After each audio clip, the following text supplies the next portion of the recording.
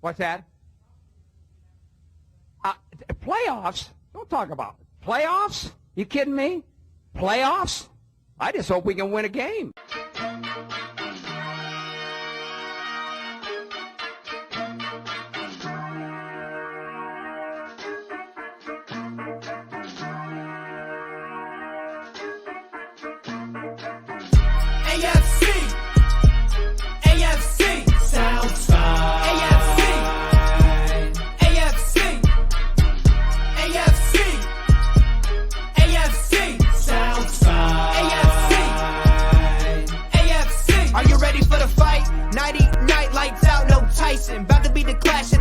Strike like a lightning bolt. You feel the ground pounding, that might be the coast. Quick like a joke, like to hit when provoked. Don't you doubt that. That's a Jaguar to a house cat. That's an outcast to a whole squadron. If you talking Houston, then we've got a problem. You'll probably get the horns if you mess with the cattle. Sit back in your saddle and get ready for the fan battle.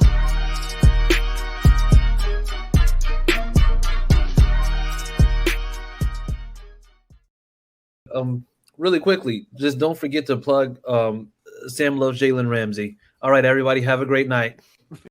One day I'll get you guys to take that off. Hello, everybody. Nope. Hello, everybody, and thank you for tuning in to the AFC South Fan Battle podcast. My name is Samantha Warnett. I hope you guys are all having a fabulous Monday. Of course, you're catching us tonight because we do have a special guest instead of we have a special episode instead of our normal Sunday nights. But we thank you for tuning in, and make sure, if you are watching, that you're liking and commenting, because we'll be taking your comments during the show. Mm-hmm. So, as always, before our special guest, let me introduce our commentators for this evening. Representing the Colts, we have Chris Jackson. In light of recent events, I will no longer be using terms like "I'm willing to bet my life" or "if I was a gambling man." That's smart. Representing the Texans, we have Matt Briggs. What up, everybody? Let's go. Man, the saddest ones in the room. Representing the Titans, we have Morocco Taylor. Yes, sir. How y'all feeling out there tonight? And our special guest for this evening, we have Titans reporter Jim Wyatt. Hello, Jim. How are you this evening? I'm doing great. Happy to be on here. Appreciate you having me. Yes. So go ahead first, before we lead off, tell us a little bit about yourself, what you do, and just for those watching that may be a fan of the other teams. Well, I work for the Tennessee Titans, right, for their website now, TennesseeTitans.com. I've covered the team since 1999. I used to be beat writer for the Tennessean way back in the day. I'm a Nashville native, grew up in Nashville, Tennessee, never thought we'd have an NFL team here. And still hurts. Yeah.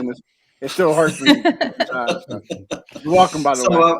I was kind of lucky. I went to school and started working for the newspaper in Nashville in the 90s, covered high school sports, college sports, you name it, I covered it. Tennessean Regatta, Tennessee Walking Horse Celebration, track and field, took bowling scores over the phone. I did all the dirty work, and then kind of paid my dues. And then, mid-90s, late 90s, started getting rumors about the Titans potentially moving to, about the Houston Oilers potentially moving to Nashville. And it happened. Yeah. It happened while I happened to be there, while I was kind of hitting my stride. I had some sports editors that believed in me, and they said, "Hey, how would you like to start covering the Titans and the Predators both?" This was 99, first year of the Titans. And I said, I'll give it a shot. I didn't know much about hockey. I had to learn on the fly there, but I knew a lot about football. So started covering the Titans in 99. That have turned into a full-time beat guy. The beat guy that I kind of worked behind, transitioned to another job in 2001. So I was a full-time beat guy from 99 to 2015 when the team hired me, and I've been working for the team ever since. I've seen every game played at Nissan Stadium. I've been to every game, preseason, home, away, except for one. That was when I was covering a hockey trip back in 99 when the guy covering hockey couldn't make a road trip, so I had to make it for him. But I've seen it all, and I've seen a lot of games, some good football, some bad football, and certainly very familiar with every team in this division. So, I've been around. Yes, it's funny because I'm looking behind you. I see all the tickets behind you. That's pretty neat. Is that for all the games that you've been to? Yeah, and that's just a part of them. Like I've got a wall full of Oh, that is so cool. Those are my credentials, but then I've got a drawer full here, just waiting for more. I've got stackfuls of these things. Oh, that's awesome. That's a cool idea. It reminds me how long I've been on the road. Yeah. That's the one thing I miss, like when we went digital, I liked like that you didn't like get halfway to the stadium. You're like, oh man, I left my tickets at the house or something. But that's the one thing I miss is having that tangible ticket, It's so like, love to see it. That's a really good idea. I like it. I've got some. Yeah, I think I've got one from maybe that 1999 AFC Championship game down in Jacksonville back in the day. Jim, it's so early. It's so early in the podcast. Why you gonna hurt my feelings? Look, he's going deep, quick. I love it. I know, right? I love it. Well, so to start off, so for those watching, we're gonna just kind of go around. We're gonna let Morocco lead it off since he is the Titans fan. We'll give him the glory tonight. We give enough crap to the Titans, any other week. So we're gonna give Morocco the glory tonight. But so we're just gonna ask a couple questions and just get your takes on it. So I would like to start something very surface level. You did mention that you've been working with the Titans since day one and you've been at Nissan Stadium. How do you feel? This will be a combo one, actually. How do you feel about the new stadium and everything coming? Like, how's it all moving along? What are you the most excited about? But then also, second question that you could follow up. Which quarterback is your favorite in the AFC South and why is it Trevor Lawrence? I am that's excited. That's for that 99 comment. I am excited about the new stadium. It is going to be weird transit. It's hard to believe, that it's already time for this stadium that's currently playing in that is outdated at the point that it needs to be replaced. But that's kind of where we are. The team had a decision to make and kind of worked with the city in making the decision on what was the better option to try to make upgrades and pay a big expense to get that stadium where it needs to be or to build a new stadium. And decision was made to build a new stadium. It's going to be beautiful. I feel like, Nashville is a great NFL city for a number of reasons. Part of the reason is because you can have a stadium right across the river from downtown and people can stay in those downtown hotels and walk to the stadium on game days. This is going to be an indoor stadium, which is going to allow the team and the franchise and the city to be in competition for Super Bowls. Oh, yeah. And I've been to all three. I've been to Jacksonville for a Super Bowl. I've been to Indy for a Super Bowl. I've been to Houston for a couple of Super Bowls. So Nashville is due to have one of those here. I think it would do it well. But, Final Fours and college football playoff games, all that could be here. But I think it'll be a spectacular venue. Still a ways from being done. It's not going to be ready to 2027. I think they'll break ground on it sometime. Oh, wow. Next I didn't spring. realize that. Wow. Yeah. So hopefully I'm still around then. But yeah. So it'll be great. And Trevor Lawrence, I'm sure he'll still be playing then because I do. Again, I work for the Titans, but certainly respect good players in the league. And Trevor Lawrence is one of these guys who I think everybody in Nashville knew when he was picked by the Jaguars that this is a guy that's going to be a franchise quarterback and a stud for a long time. And I think he's just starting to come into his own. And I hear good things about him. I've got a buddy of mine at, Brian Mullen, who worked for the PGA Tour that I had dinner with last time I was in Jacksonville. Was it the First Street Grill's been closed, but was it Fish Camp down there in Jacks Beach? Yeah. Area? Said he sees Trevor Lawrence in there a lot of times, and he's always been real nice to his son and everybody, nice to anybody he encounters. I know he's a first-class guy and really good quarterback. And I think, other quarterbacks in the division now, the two youngins have got something to prove. So I think I've got to say that Trevor Lawrence is number 2 behind Ryan Tannehill. Oh, mega burn. So I'm going to tell you a funny story real quick before we go on to Matt's question. So I was actually in Nashville last January, and it was when, since you wanted to bring up 99 and stuff, I got to tell you this story real quick.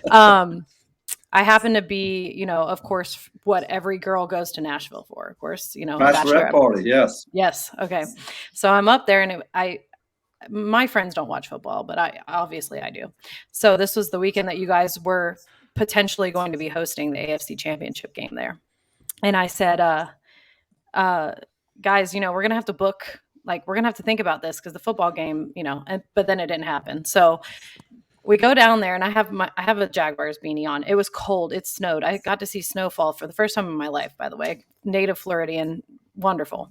So I get on this bus tractor thing, and the guy looks at me and he's like, "You got some nerve wearing that beanie around here." I said, "Oh, really? Why, you guys play tomorrow?" He's like, "No, do you?"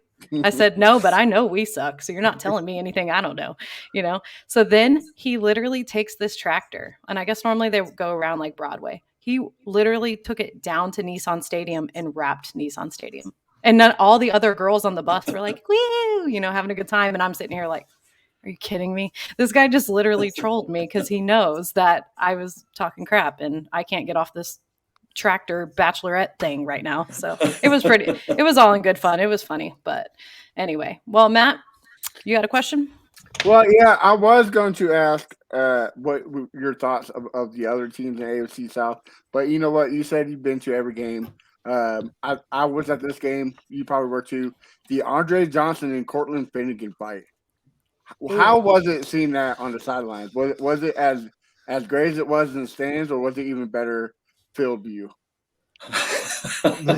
Well, I was in the press box, and you know how high that is down there. So was at Reliance Stadium back in the day, but I've seen the replay 100 times, and of course Andre Johnson ends up being a Titan a couple of, many years after that happened. Cortland was a pest, and I can say that because I watched him on a regular basis, and I can say that because as I mentioned, I wasn't always working for the team. I was working for the Tennessean back in the day, and I had to go to Cortland Finnegan on why he got fined for this, or hey, I heard you got fined $15,000 for this, or why'd you do that? So I was kind of a pest to him too. He didn't like reporters all that much, and I was wearing a different hat back then, so I kind of butted heads with Cortland a little bit, and I don't want to say he ever threatened me, but certainly I was sometimes nervous going around him. So, and a lot of reporters had some run-ins with him. So we weren't surprised when that fight broke out. And I don't want to say some people thought that maybe he had that coming, but he picked on one too many guys there, and probably wishes that replay could just disappear. Yeah, because everybody we talked to on the Texans podcast, former players, they said Andre Johnson is the most humble, polite, quiet guy you can ever meet, and it was just so out of character for him just to throw him on the ground and start beating him up. So yeah, I couldn't believe the reaction from him because you're right. I mean, he has that reputation, but Cortland was like a chihuahua and just kept chirping and chirping. There's no telling what he was saying, and he obviously it was on. You could tell it was percolating, and then once it started, it was something. Yeah, Michael Griffin said that's one guy you would love to have on your team, but one guy you would hate to face every Sunday. Yes. So yeah, he was a great success story here. Obviously a late round pick out of Sanford. Nobody knew anything about him, and he was a long shot when he came in here. But you could tell right when training camp started that this guy was going to be a special player, and he had a really good career. I mean, he was an overachiever, and he had a chip on his shoulder, and he loved to stir things up. But he, Andre wasn't having any of it that day. No, absolutely not. Well, Chris Jackson, you got a question? Yeah. So, I mean, well, you've been covering them since 1999. I think one of the first things that I ever saw from you, or one of the first things I saw, was like you with Eddie George, and being with them this long from when they started out as the Titans all the way to now. It's just like, how much has that identity and culture changed from then to now being like almost 25 years old. Yeah, it has changed. Yeah, that's kind of my Twitter avatar. My kind of the shot in the corner is me walking with Eddie George. That was my first year covering the team, and that was really the first year as the Titans. And that was a different area. I got lucky. I mentioned the team came to town about the time I was really kind of getting rooted in as a big guy.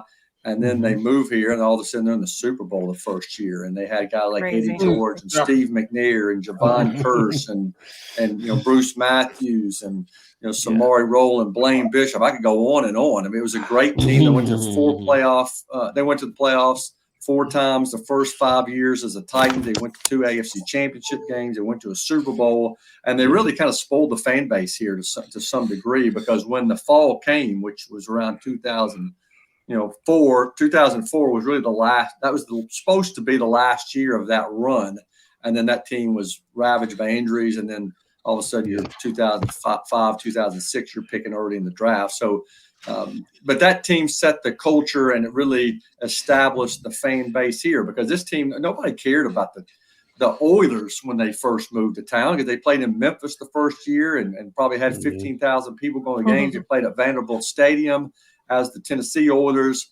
and nobody really cared that much about them then. But once they became the Titans and moved into the new stadium, it kind of, started this fan base to grow. People got on board, and yes, they've had some tough times, but they've still got diehards that really originated back in those days. And it's it's fun to see. Morocco, I see his Eddie George and Steve McNair banner hanging behind him. I mean, those are the guys that helped put this franchise on the map here in Tennessee, and you still kind of feel that today. Look, when the Oilers drafted those two, I was like, all right, here it is. Houston's going to have a great team. We're going to, and then. Just kidding. We're moving to Nashville. Surprise on you, sucker. Yeah. Broke my heart. Yeah. That was so not only did that kind of create the culture for, the team for the Titans, but it also created the culture of the rivalry, I feel like, between the Jaguars and the Titans. That's where the rivalry started, because we were brand new. We were only 4 years in at that point. So that was I remember. I was little, but I remember, and I'll never forget. Well, according to you, Sam, you were 6 years in. What do you mean? Oh, no, we're talking about your trivia when you got that Jags question wrong, but you answered the Colts question. You're never going to let that go. You're never going to let that go. Why would I? Because they had it wrong. So they did a trivia, AFC South trivia, and one of the questions was, when did the Jaguars enter the league or play their own first game? One of the two. But one of the answers was 93, which is when we were announced. The other question was 95, but they had it wrong. So I got it wrong, but I wasn't wrong. I was right. So shut up, Chris. No, you were wrong. but let me tell you, Jim, there was a question, probably 2 questions after that was asking specifically about like Peyton Manning. And then all you see is Sam's button light up like, oh, done, as soon as she has the chance to just be like, so that Jags question stumped you, but this one didn't. Well, listen, I know all about my greatest enemy. That's all I can say. Okay? Your greatest enemy? Yeah, Peyton Manning, my greatest enemy. But let's move on to Morocco.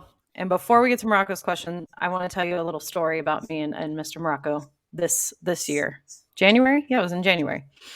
So he was ultra confident that when the Titans came to Jacksonville, they were going to win in Jacksonville. And I said, and go to the playoffs. Like, this was going to be it. And I said, let's make a bet then. And he said, okay. And the bet was he had to eat a spoonful of mayonnaise on live air. And he actually had to do it, and it was the most hilarious yet cringiest moment on this network, because he did it on the Titans show. So they brought me on the Titans show, and he did it on the Titans show, and it was so cringy, but I loved every minute of it. And sometimes I rewatch it when I'm bored. I just like to watch you eat mayonnaise, Morocco. What can I say? But go ahead, Morocco. We'll let you grab the last couple questions. That's a heck of a lead-in, by the way, because I have to tell everyone. I have to tell everyone that story. That's the greatest story ever. Like, how are you going to make a bet and be that confident and just mayo? Ugh. Yeah. It wouldn't be the Thank first you time. for that, Sam. And before I get to the questions, let me just say, man, it's such a blessing to be talking to you, Jill, man. I done caught you at a couple of games, but just never could get to you. Probably tried to shout out to you one time, man, but you were so far away, you didn't know who it was, or I just threw up my head. But like I said, man, it's a blessing talking to you tonight. Well, I appreciate that. I appreciate it. If you see me next time, make sure you grab me. I sure will. If I'm close enough, I'll definitely come shake your All hand. you gotta say, Morocco, is it's me, the mayonnaise eater. Yeah, he'll be the guy with the mayonnaise breath. Yeah. Exactly. Well, yeah, let's go ahead and get to it.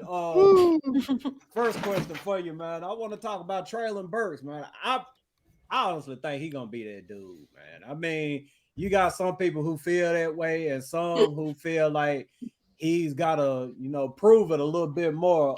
But what differences have you seen from Traylon's rookie year until now?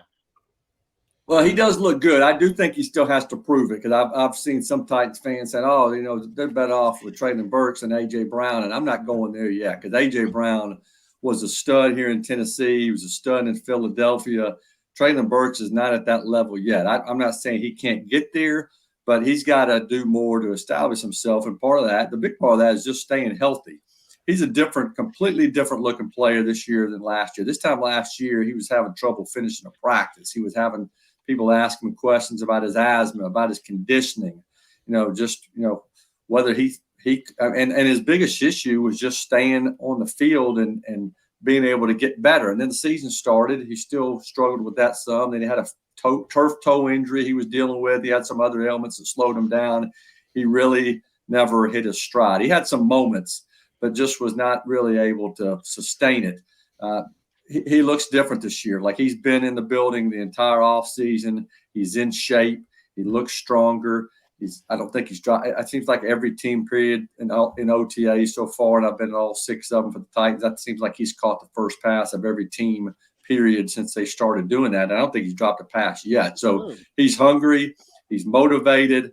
But, they're going to have to be good around him. And he's got to stay healthy. But, I do think he's going to turn out to be a really good player. I think Chig Okonkwo, the tight end, from Maryland, that was a draft pick last year, has got a chance to be good. They've got some young players with big potential, but need some other guys to step up too. And it's perfect that you said that too, because that was my next question. Has there been any other wide receivers that have stepped up outside of Traylon? Well, I think, they've got so many guys that have potential, but they haven't really showed it yet. I mean, Chris Moore, I know Texans fans are familiar with him. And, you watch the Cowboys game from last year, you think this guy is going to be a stud, but he didn't have a lot of games like that. I think the Cowboys game, he had 10 catches for 123 yards, and it's like a highlight reel in one game. But, he has got to prove he can do it on a consistent basis. I think he's been good this offseason. Nick Westbrook-Akina, fans are familiar with him. I think the other guys who have quietly had a good offseason and have a chance to emerge, Kyle Phillips is one of them. He's kind of a forgotten guy. He was a 5th-round pick last year out of UCLA, had an outstanding training camp, in joint practices against the Buccaneers. One of them, he was unstoppable. And then he started off the season good against the Giants. And then he had a shoulder injury, then had a hamstring injury, and he was pretty much on the shelf the rest of the season. If he can stay healthy, he's got a chance to be good. Racey McMath is another guy that has flashed in the past. He's got to stay consistent. But if you ask me to say who's been the best behind Burks this offseason, counting all the skill positions, I think I would say Tajay Spears, the running back, who's a draft pick this year, Chig Okonkwo, and probably Phillips. Nice. Okay. So we're gonna move over to the quarterbacks. Now, Will Levis. I mean, everybody loves to hate him right now. But how has he looked to you overall, right, as of right now? Well, it's crazy, during these OTAs, somebody shot a video of him last week, and I think, and it was, they've got a drill they work on where quarterbacks go through the bags. It's really a footwork drill, and then they kind of turn around, they throw into a net, and the net's got like 3 targets on it, and you're obviously aiming for, the middle or the side. Well, he missed the whole net, and that was the video that hit Twitter, and And I think the caption underneath was very underwhelming day for Will Levis. And it blew up, people calling it, oh, this guy's a bust. Probably half of the Titans fans are University of Tennessee fans too, so they don't like Kentucky players. So the kid's already coming in here with people questioning him and a lot of skeptics. So he has a lot to prove.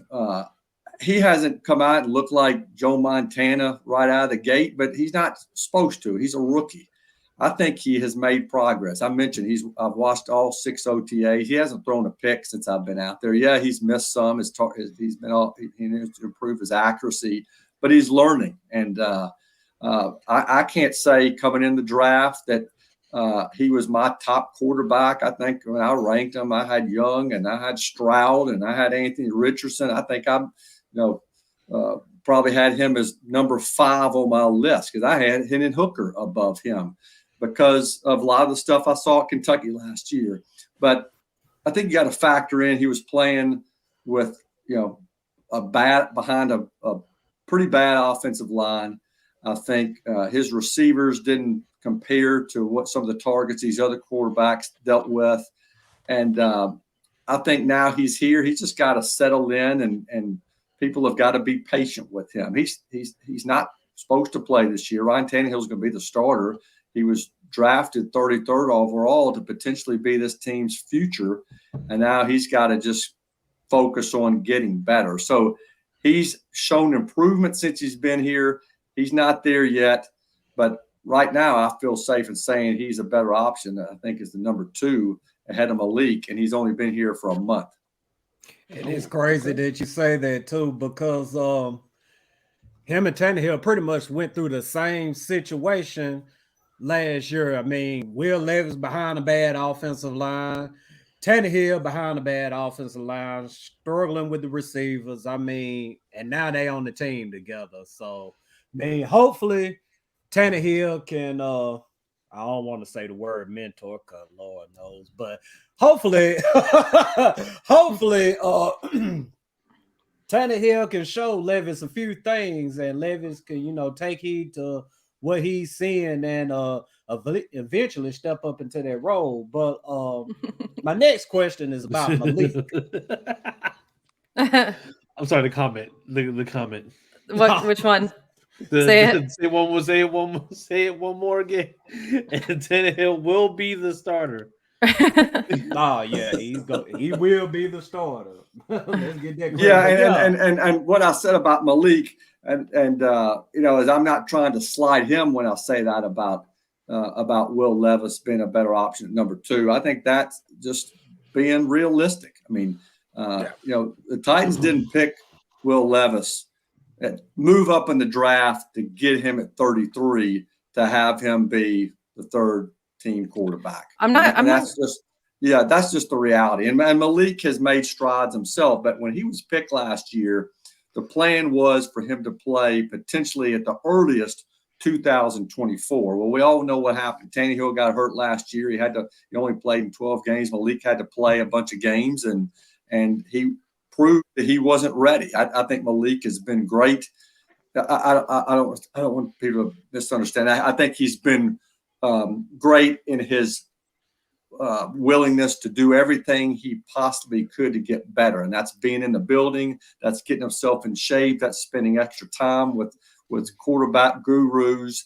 But he still has a ways to go to get comfortable in an NFL offense. The guy that was getting plays called in from the sideline. He'd never been in a huddle before. He wasn't used to taking snaps from under center. So everything's new to him, and he's still learning. And Levis, on the other hand, he was in a pro-style offense in college. So he's just kind of ahead in his development, even though he's a rookie. And Malik's just got to keep getting better. And I'm curious myself on what's going to happen with him, because it's hard to keep 3 quarterbacks. And so the Titans are going to have a tough decision at the end of training camp. Yeah, I kind of feel bad because a lot of times with players, especially quarterbacks, it's kind of like a rotation thing. Like if you're not ready at the time that you're needed, then you kind of fizzle out, and you see that happen a lot. So I kind of feel bad for Malik. I'm not gonna lie, but and you got to keep picking. I mean, quarterback. That's what the 49ers did. You sometimes you just got to keep picking quarterbacks and hope you hit on one. That's what they did with Brock Purdy, and then took a flyer on him in the 7th round. And look what he turned out to be. Now Levis wasn't a flyer; he was taken again to potentially be the future, and because of that, it impacts Malik. And we'll just kind of see what happens from here on out. Yeah. The Texans are doing it with Mills and now Stroud. So the Colts did it too, just not with draft picks. They picked all the ones that nobody wanted. All right, Morocco. They showed everybody the exit. No, it's all good. You know, I wish that my team could spend over $1 billion in free agency over a decade, but we all can't be the Jaguars. You know what? I can't even argue that because you're not wrong. I'm sorry, Sam. That's why I don't buy 1.1 billion. Sorry. I don't buy jerseys anymore. Okay, it's fine. It's fine. All right, Morocco. You have to buy rat repellent for when you go to the stadium. Dude. No comment on that either. No comment on that either. I'm hoping we'll be following in the Titans' footsteps soon. They're working on that deal because, good God, that place. Ugh. Anyways, Morocco, you got a couple more questions and we'll have to wrap it up. Okay, let's get to the defensive side of the ball here.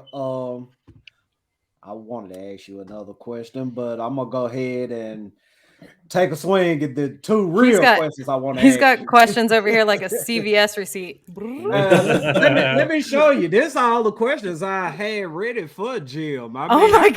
I can't prepare for it, but I mean, obviously, we're not gonna be able to get to all of them. Maybe we can have Jim on the Titans Coliseum to chop it up with him some more, so we can really talk some two-tone business. But there you go.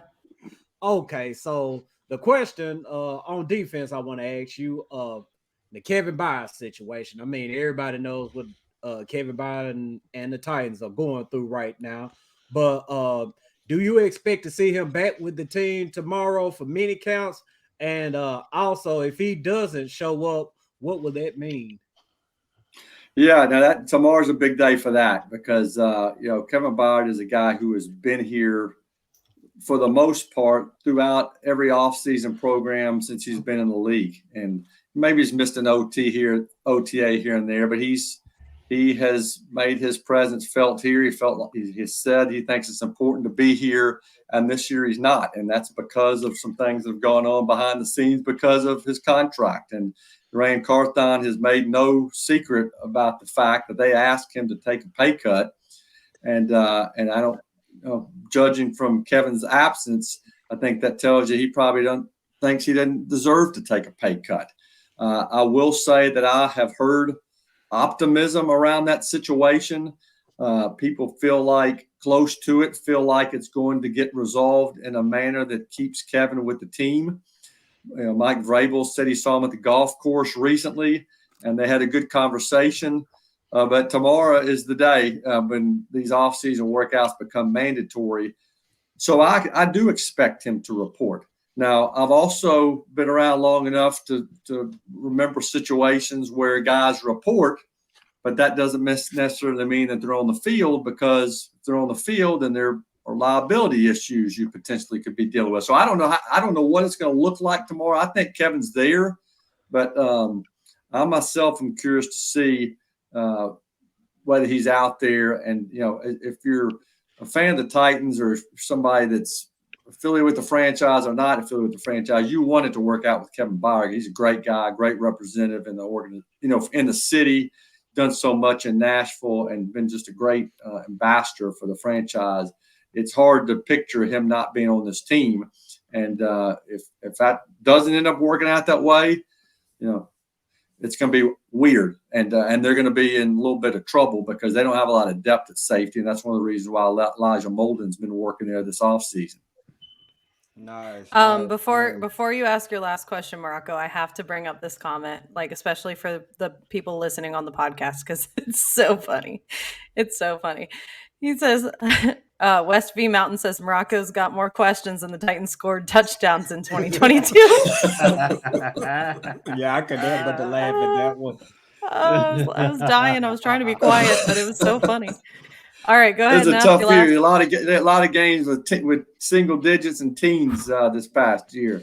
Man, that was funny. All right, go ahead, Morocco. Yes, you better pick a good one. You better pick a good one.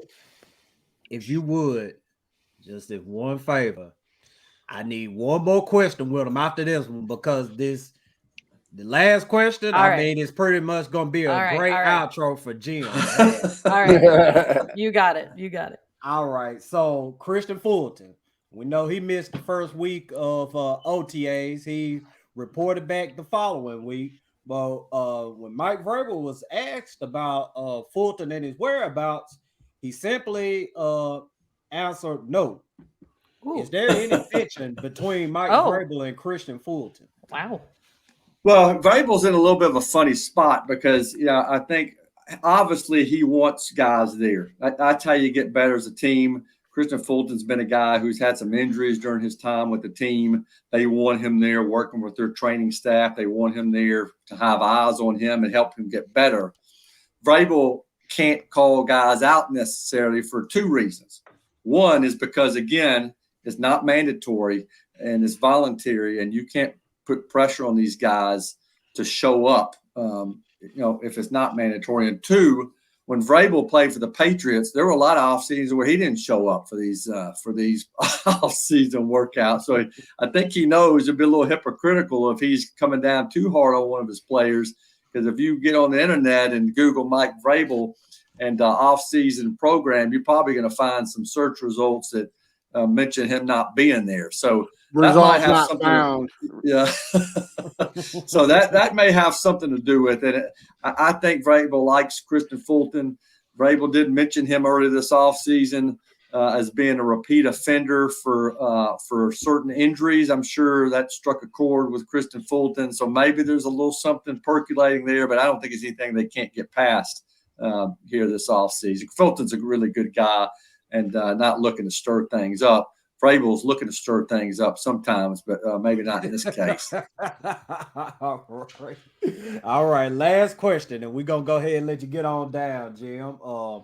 Adam Rank, he back at it again. I mean, everybody knows Adam Rank is a Titans hater. I mean, the first episode he had, the Titans ended up going to the playoffs and proving him completely wrong. Now, this time around, he says the Titans are going to go 4-13. And Jim, I know you don't do predictions, but can you tell everybody why they shouldn't sleep on the Titans? I thought for sure this last question you asked what the Britches report was for week 1 against the Saints. I don't even know what that would be yet. But yeah, it's funny. I don't do predictions, and here's why. And I tell people all the time, like if I pick the Titans to go 13-4, people are gonna say, "Oh, this guy works for the team. He's the biggest homer around." And if I predict them to finish 4-13, like Adam Rank, then people are gonna say, "Dang, this guy works for the team, and he thinks they stink." So I stay away from predictions. I do think I remember the last time Adam Rank came out with a bold prediction, he looked pretty bad because the Titans turned out to be pretty good that year. Players say they don't pay attention to those preseason rankings. I don't know if Adam Rank has enough clout that he's going to end up on any bulletin boards. But I do think players pay attention to that. And Vrabel, again, sometimes he looks to stir things up. Maybe he tells some of these guys in the season starts, "Hey, people think you guys are going to be awful this year." I think the Titans have potential to be better. I have to give the Jags, just like when the Colts were running this division, just like when the Texans were running this division, I got to say the Jags are the favorites until somebody knocks them off. They had a good offseason. They beat the Titans twice last year. They do have a first-place schedule and some challenging games, but I think the Titans are going to be a contender for this division. A lot of things have to come together. We talk about the receiving core, a lot of question marks there. Burks looks great, but after that, A lot of guys who need to have bigger roles than they've ever had before on the offensive line. I say 3 of the 5 will be new starters that they're counting on to kind of gel and come together. I think Tannehill, if they can keep him healthy, I think he's got a chance to play well. Derrick Henry looks like Derrick Henry still, and I mentioned Spears as a guy who's going to bring something to this offense. Chig Okonkwo, I mentioned him again. He's another weapon. So those are some reasons offensively I think the Titans can compete. Defensively, I think they're there. I mean, Danico Autry is good. They signed Arden Key from the Jags. I know he's just got a taste there, and it's come to my attention that maybe some folks in Jacksonville thought Arden Key was taking too much credit for culture when he was there. That's the running joke here now. I said something about his birthday that just happened. I said, Arden Key started his own birthday or something like that. Yes, I think Mike Dempsey, my buddy from 1010 down there, mentioned that to me. So but with Jeffrey Simmons and Danico Autry, Harold Landry coming back after missing last year, a lot of guys in the secondary returning, I think the Titans have some players in place where they're going to compete to the end. They just got to stay healthy. I mean, if they have another year like last 2 where you've got 90 players playing and you're calling guys up to practice squad every week and signing guys off the streets, it's going to be another December to forget. But I think this team's going to compete. And I think somebody else is going to be eating that mayonnaise next off season. Oh, exactly. Me? Love it. So Jim, what you're saying is that one of the other hosts on the Titans Coliseum will be eating mayonnaise next season. That's right. Yeah, Morocco gets to pick. If you want, maybe it has them eat. What's just as bad as eating plain? What's worse than mayonnaise? I think you got to raise the stakes. Well, if it's gonna be Sam, she's gonna have to eat a rat, right? I mean, that's no. I know. Absolutely no. I ain't gonna make him do that right there. Mayonnaise is perfect for. Matter of fact, I'll go and get the Dollar Tree brand of mayonnaise. Oh, thank you. Wow. I tell you what you could do to raise the stakes. I was talking to my brother-in-law. He was in town last week from Milwaukee, and for some reason he said he puts mayonnaise on his cottage cheese, which I think sounds god awful. So I think mayonnaise topped on cottage cheese would be a good betting stakes there. You know what, Jim Wyatt? That man sounds like a masochist. For a Titans maybe writer, they do that in I Milwaukee. liked you. For a Titans writer, I liked you until you said, "Ugh." Oh man! No, I don't do that. That doesn't run in the family. That's my sister's husband that said that. No, but you're suggesting. You're suggesting. Maybe they put some cheese curds on top of the mayonnaise on top of the cottage cheese. That would be awful. Just keeps getting You're worse. suggesting I do that. Jim get creative with it. Yeah, I was about to say Morocco ended up winning that bet, and he'd be like, you know what? I got this teaspoon of mayonnaise. You know what? I'm gonna eat it with you. It's just like. Are you trying to punish her or reward yourself? Like, what are you doing here? Sam got to tackle that baby by himself, and it is okay. Yeah. And explain to me, Sam, where did the mayonnaise and the Titans, where did that kind of all begin? Do people from Tennessee apparently smell like mayonnaise? Is that what somebody came up with? Well, the uniforms kind of look like the Mayo. Yeah, but it's really a gossip, and it's never been proven. But allegedly there was a photo where one of the Jags fans went to the Titans game, and there was a Titans fan eating mayonnaise out of a jar. And so it has been the ongoing joke, and it has never stopped. And I remember one of the tailgates, I think it was the Bold City Brigade, literally did like a kiddie pool full of mayonnaise, like for the Titans game. So since it's like a rivalry, it's just kind of always stuck, and I think it's great. I love it. Oh, don't forget the lady who did the I think she had like the big like Sam's Club Costco jars of mayo, and she did like a Guinness Book of World Records where she ate like 3 of those things, and she was from Tennessee. Yeah, and listen, in the Jaguars' defense, you guys drafted a quarterback who puts mayonnaise in his coffee. So Morocco ain't the only one with mayonnaise on his bread. That is true. He did say that he was kind of a joke, but it backfired on him because it's kind of he'll never be able to escape that. Especially not. He was asked on draft night and said that was really just doing that for fun, but that's tough to live that one down. He got too much play from that Especially going before to the draft. Nashville. Yeah, especially Yes. in Tennessee. So, Also, I don't think anybody puts mayonnaise in coffee just as a joke. Like there's a certain amount of dedication that goes into that lets me know to be like, sir, you don't have to lie to us. But you know what, Jim? When we do have to pay up that bet for either Sam or Morocco, you got to come on so you can watch the Oh my God. You know, the I do that.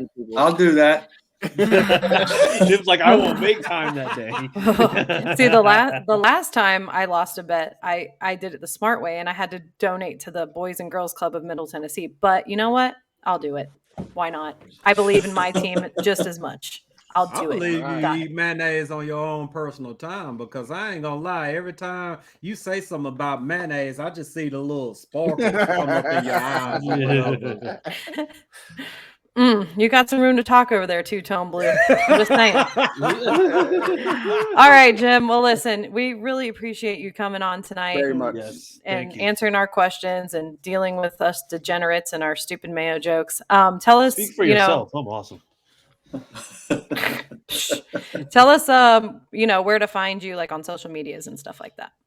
Yeah, I'm on Twitter at J Wyatt Sports, Instagram J Wyatt Sports, and then TennesseeTitans.com is where you can find my work. And so OTAs wrap up in Tennessee this week. I'm sorry, minicamp wraps up in Tennessee this week, and then OTAs, and then get a little bit of break, and then we'll all be talking about training camps. So it's hard to believe how close the season is. It really is. So fast. Looking forward to visiting all cities of all your teams. Always enjoy AFC South's great road circuit. Got my favorite spots to eat in each place, and I'm a Papacitas guy, Papados in Houston, Iaria's in Indianapolis, a good Italian place, and then I try to always good food down at the beach. And I used to go to, is it Marker 32? That's back when I was Marker on 32, yeah. Marker 32 is back when I was on that Tennessean expense report. I think I ate again Marker 32 the night before that AFC Championship game back in '99 season. I hate to mention that again, but that's back when you had the expense reports that they didn't. Tennessean used to send 5-6 riders to games, and we used to have huge expense reports. Now I got to watch it because expense reports makes my money I'm able to spend is not quite as much as it used to be. So I'm eating. I got to save up for that stadium. Places. Yeah. Yeah, that's about right. Miss Amy ain't having it. All right. Well, real quick, guys, tell where to find you, and then we'll sign off. Yeah, I'll start off. You can find me at A1 Day One Texans everywhere, Instagram and Twitter, and you also find me Wednesday nights with BT and Crenshaw on the Texans Fan Battle podcast. Make sure you check it out. Chris? You can find me at CJ Colts Fan on Twitter, and also find me on the Horseshoe Mob podcast every Tuesday, 9:30 Eastern, 8:30 Central. And Morocco? You can find me on Facebook at Morocco Taylor, and you can find me on Twitter as well at MFKA. And you can also find me on the Titans Coliseum podcast. Nah, we ain't doing that tonight. But you can also find me on the Titans Coliseum podcast Thursdays at 8:30 Central Time. All right. And you can find me on Twitter at Sammy Football with an I, and of course on AFC South Fan Battle on Sundays at 9:30 normally. And we have the Jaguars Fan Battle. Make sure you follow us, AFC SFB. I always mess it up. And of course, we just launched Fan Battle Sports, so make sure you check that out too. Thank you, Jim, again so much. We really appreciate having you. Thank you, Jim. Thank you, Jim. Okay, appreciate it. Appreciate you guys having me on. Have a good summer and a good fall. Yes. Absolutely. Right, and Jim, don't forget, Sam loves Jalen Ramsey. Oh my God. Yeah. Thank you.